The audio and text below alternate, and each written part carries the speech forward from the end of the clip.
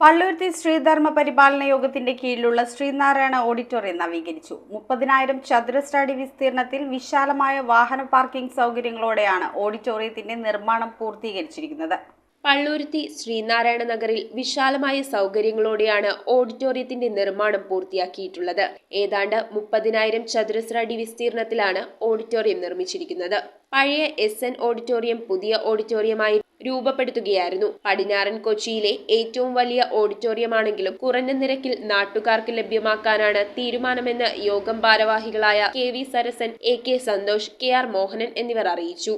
1000 പേർക്ക് ഇരിപ്പിട സൗകര്യമുള്ള പ്രധാന ഹാൾ, ഒരേ സമയം 400 പേർക്ക് ഇരുന്ന് ഭക്ഷണം കഴിക്കാവുന്ന പ്രത്യേക ഹാൾ, കേന്ദ്രീകൃത ശീതീകരണ സംവിധാനം, വിശാലമായ വാഹന പാർക്കിംഗ് സൗകര്യം, വെജിറ്റേറിയൻ, നോൺ വെജിറ്റേറിയൻ ഭക്ഷണം വിളമ്പുന്നതിനുള്ള സൗകര്യം എന്നിവയോടെയാണ് ഹാളിന്റെ നിർമ്മാണം പൂർത്തിയാക്കിയിരിക്കുന്നത്.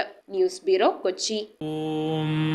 നമോ ഭഗവതേ വാസുദേവായ ധന്വന്തരയേ അമൃതകലശഹസ്തായ സർവാമയ വിനാശനായ ത്രൈലോക്യനാഥായ മഹാവിഷ്ണവേ നമഃ.